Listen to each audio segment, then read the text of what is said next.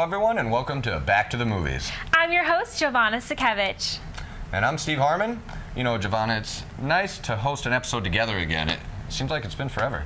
Well, with the recent kidnapping and all, it has been a long time. Hopefully neither of us disappeared this episode. Let's not jinx ourselves. I think I learned my lesson last time. I guess you're right. Let's talk about this week's episode instead. In honor of Halloween and the release of the new film Wreck-It Ralph, our show will be celebrating video games-inspired films. As you can see, we're all dressed like video game characters to bring out the holiday spirit. Except, Giovanna, who are you again? I'm a Mario ghost. Hello. Yeah, sure. And why didn't you pick a costume that looks closer to the game? Because I just wanted to do my own thing and bring it to life in my own way. Hello, you can see the mouth. It's right here. I see. And besides, how does your outfit count as a costume? You're just wearing a regular shirt and jeans. I'm Nathan Drake from the Uncharted games. I mean, haven't you heard of him? Not really. Well, that's all he wears. Uncharted is like a male version of Tomb Raider games, but with the main character being a guy instead of Lara Croft.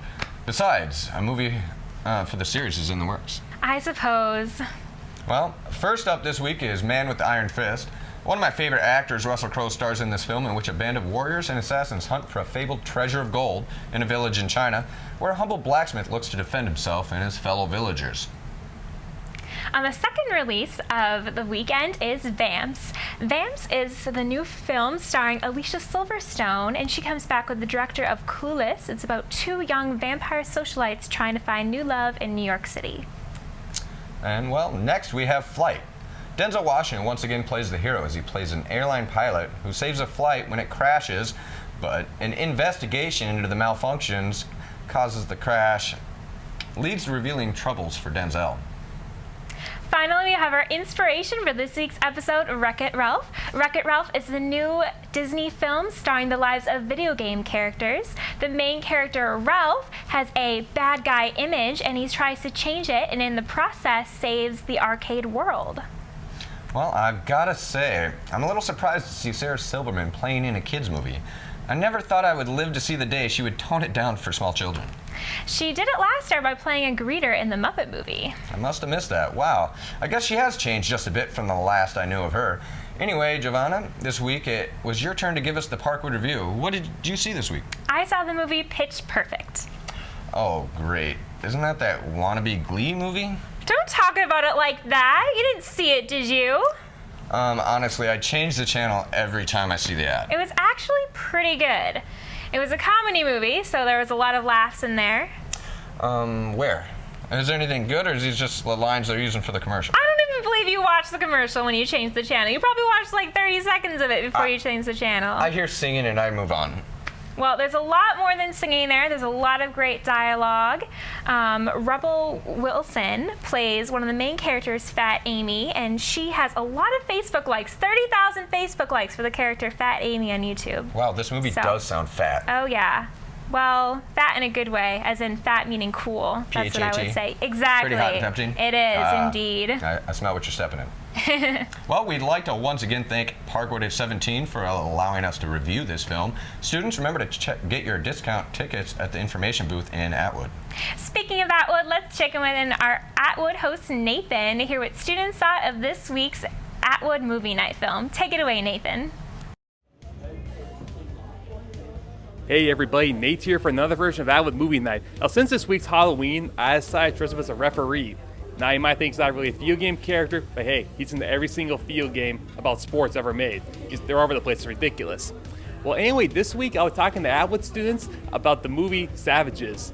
Now Savages is about a group of two drug lord brothers that sell marijuana, and they go back and forth between Mexico.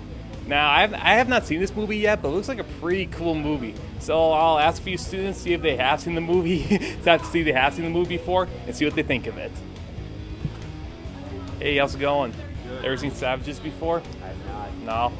I heard it's a pretty awesome movie. Hey, guys. Hey, not much. Have you seen Savages before? No? Hi. Hey, you've seen Savages before? Yeah. Awesome. Cool. This is like a long line, man. I will get an interview somehow. Some way I will. Hey, I found Derek and Daniel here, and they have actually seen this movie before. So, what do you guys think of Savages? I liked it. It's kind of my kind of movie. It's got like the drug cartels, and it's got the drama and the action, and it's a good movie all around. Have you ever been to Mexico before, or way down there? I went on a trip when I was like maybe 10 years old, but just in like the vacation parts, not in like Tijuana or anywhere. So Yeah, I've been there for a while. Maybe 4 years ago was the last time I was there. Do you know a lot of friends have seen this movie? Has it been pretty popular or not, kind of hit or miss? you know, kind of hit or miss. I think for the most part we were like the only ones that went out of our group of friends. So I'm sure a few others went, but we really didn't hear anything about it. But I liked it, so. So if you were to tell college students why they should see this movie, what do you think you want to say to them? I'd say there's plenty of action. There's Benicio del Toro. Yeah, it's got a good storyline to it. I thought it was pretty well written and acted out. Well, turns out there is a light at the end of this tunnel, and there were 2 students that have seen this movie. Well, if you're interested at all, I'd recommend you go to Atwood Movie Night this weekend. I'm Nathan Fuller, and thank you very much for watching Atwood Movie Night.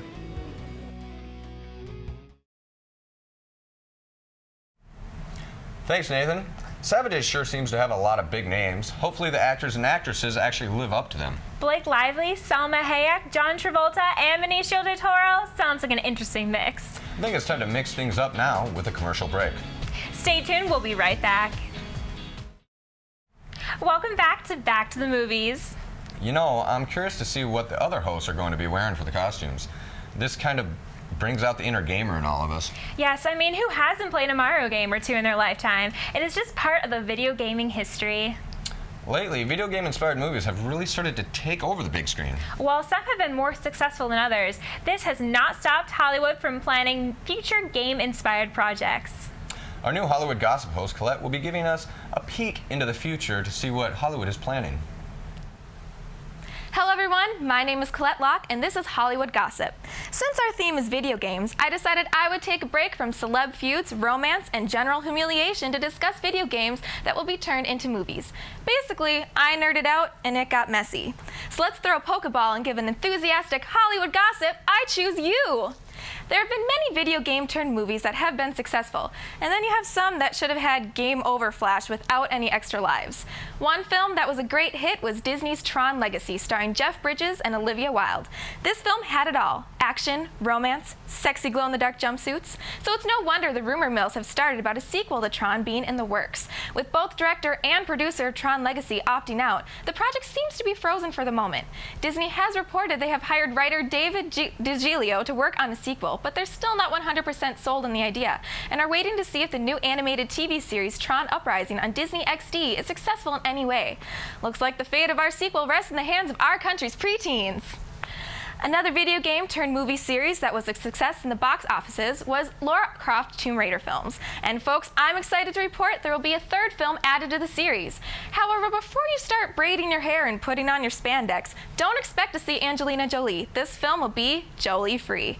How can they make this film any different from the first 2? How about going back in time to before this bombshell Tomb Raider was Lara Croft? That's right, this film will be a character piece based on the story of Lara Croft and the other characters. Don't be discouraged by that though, there'll still be plenty of action and humor. And if that isn't enough, this prequel will be written by Mark Fergus and Hawk Otsby, the writing team that brought us the Iron Man films. Finally, onto the film I'm most personally excited about has been reported a movie based on the very popular computer game The Sims is in the works. The movie will be a live action version, meaning real actors and actresses will be depicting the characters as opposed to animations. Who will appear in this film? How will the writer Brian Lynch portray this life simulation on film? Will the characters actually get to say real words? All the answers are being under tight lock and key, but I think it's safe to say people everywhere will be waiting on the edge of their seats to see this one. Well, thanks for gossiping with me. Join me again next week for all the juicy details in Hollywood. Pika pika!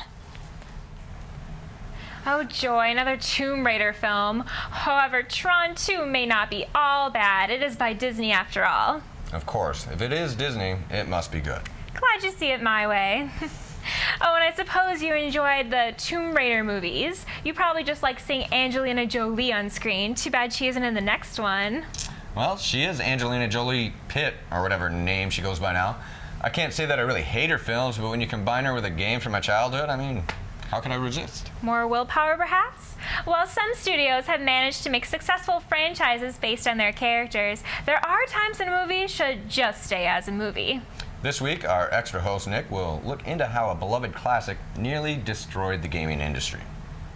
It is hard to believe that in the early days of video games, one bad game nearly destroyed it all. Nick, what is the rest of the story? Hello, welcome to The Extra. My name is Nick Dorff. Tonight we will learn about the classic E.T. as well as Atari. The classic movie E.T., directed by Steven Spielberg, had a very interesting way of how it was created. The character E.T. was created from Spielberg's childhood as he had an imaginary friend to help him deal with his parents' divorce. Some of the people, though, had a problem with the film.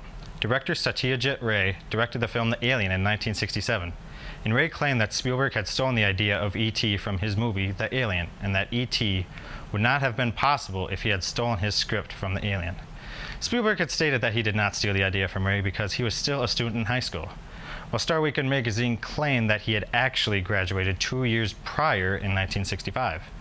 The original goal was to have M&M's be the candy that is eaten by E.T., but Mars Incorporated did not like the idea of E.T. because they thought that E.T. would scare young children. Thus, that was how Reese's Pieces were created. E.T. just recently released the 30th anniversary edition on October 9th, 2012 on Blu-ray and DVD. Now let's move on to the pioneer of arcade games, the Atari. With the classic games such as Pac-Man and the Mario Brothers, everyone loved to play their Atari. Atari also just recently celebrated a milestone on October 14th, 2012. Atari celebrated its 35th anniversary of its existence. The overall cost to build the Atari was $100 million. As expensive as it was, the opening cost of it was rather high as well. The opening price for Atari cost $200. Now that does not seem like that much, but back then it was a lot. In our time, we'd be paying much more for that. Atari had won the rights to make the E.T. video game. Atari had to really open their wallets by paying $21 million for licensing rights to the video game. The anticipation for the game was very high in 1982, and it became the must-have Christmas gift for gamers everywhere. It even made it up to the top 4 of Billboard's top 15 video games list from December 1982 to January 1983. As everyone knows, with every great creation comes a not-so-great creation. The public was not too fond of this game, calling it lousy, and some even called it the worst game ever. Why was this the worst game ever? Well, someone said that it had a dull gameplay, disappointing story, as well as it having to be a difficult game to play. Overall, according to Next Generation magazine, Atari had earned $25 million from the video game, but they lost a total of $100 million just from making the game. Atari has a game that is very rare, so rare in fact there are only 13 left available for purchase.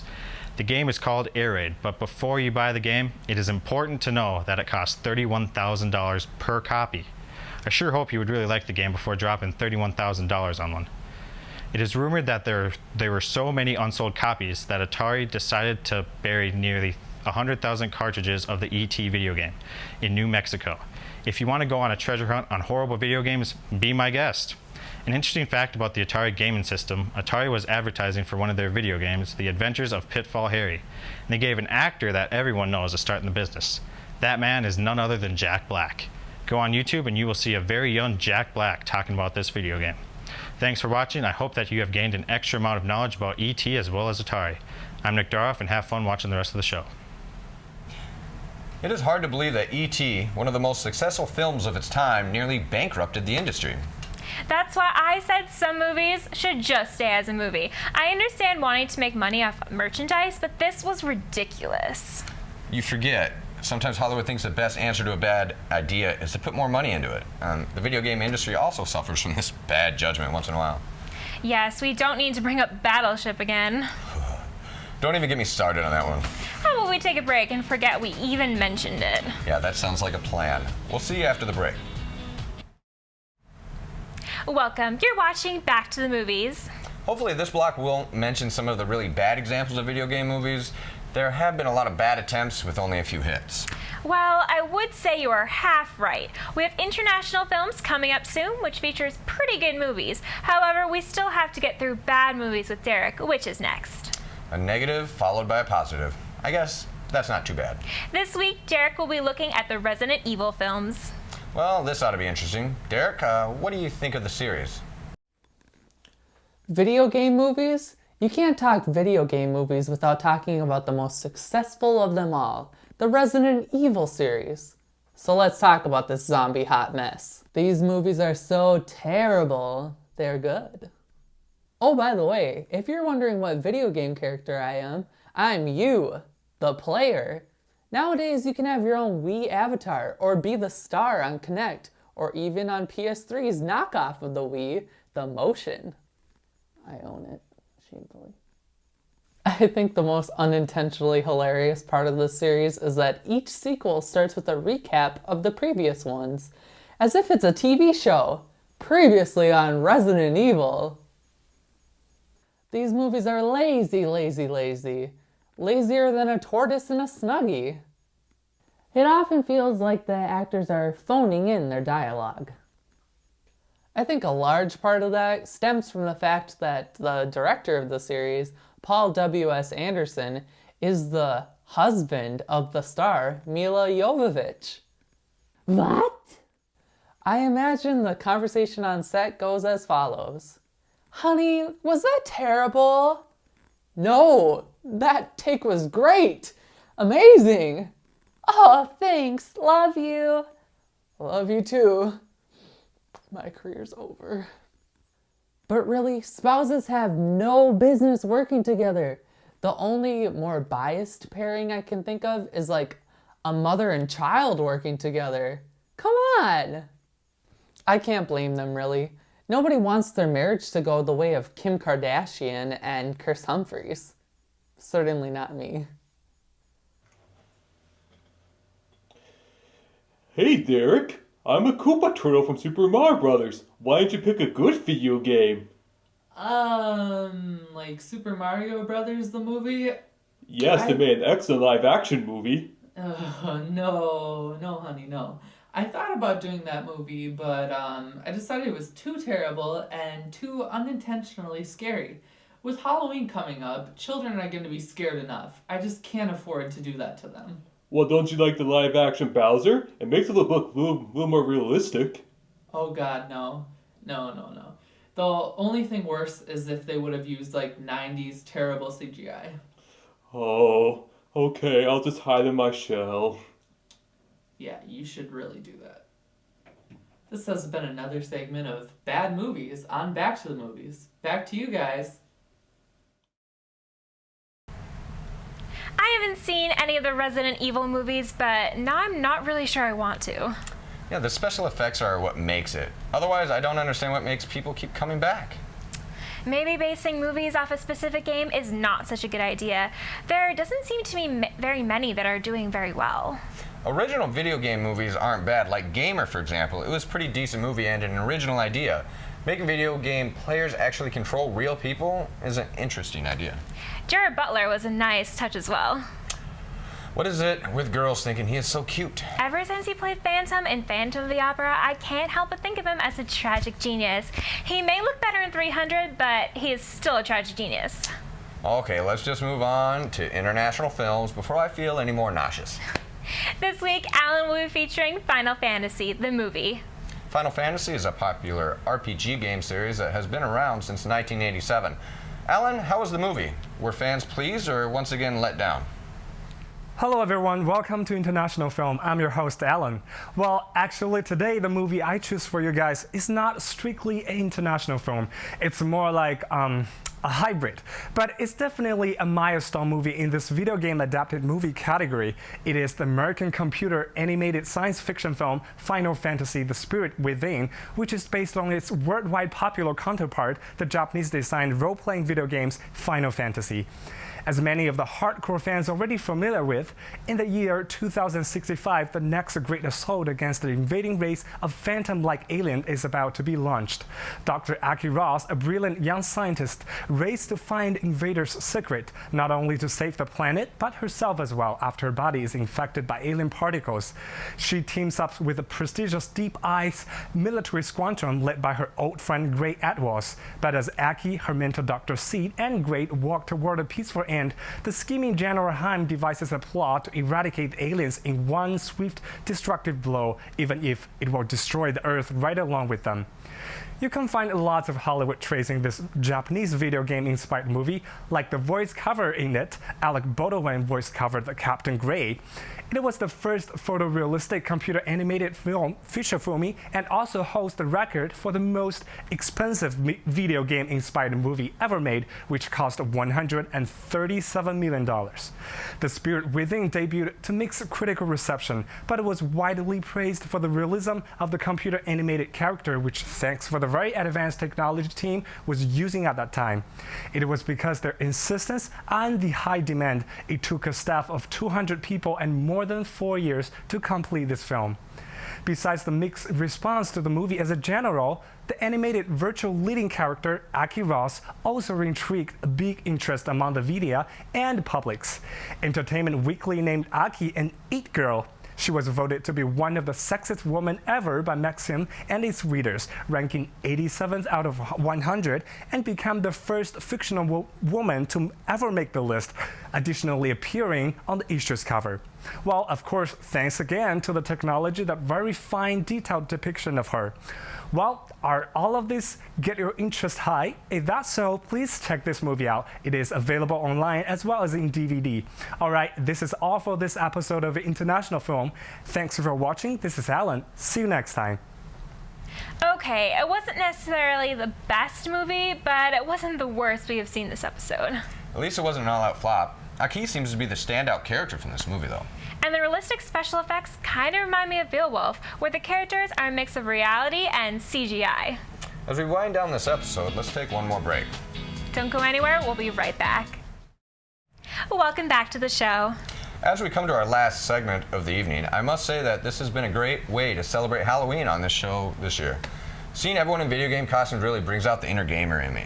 Well, I'm not really into video games as much as Steve seems to be. I can still appreciate their impact on movies and pop culture. Some characters are unforgettable. That's why this week's Parody of the Week pays tribute to some of the classic games, while also spoofing the teen horror film Stay Alive. Let's see what Nick and the crew are doing this week. Oh gee, I sure love playing these old video games. I've been playing them for almost a week.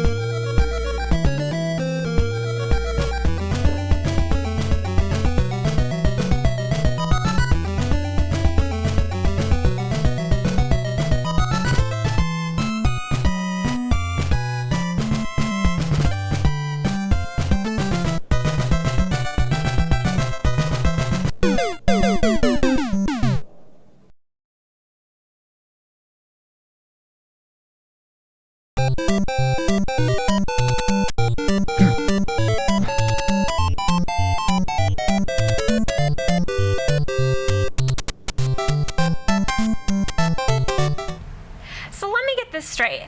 This movie was about a group of people who played a video game and then died in real life because of the game? Basically, it was really a curse that killed him, but it worked through the game. I see. Never mind. If you really want to know, just go rent it. Well, maybe I will. And this concludes this week's episode.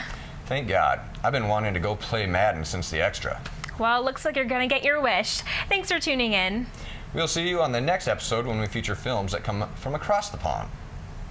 You know, the UK, England. Happy Halloween, everybody. And remember, feed those trick-or-treaters well. You remember what happens to your house afterwards. See you next week.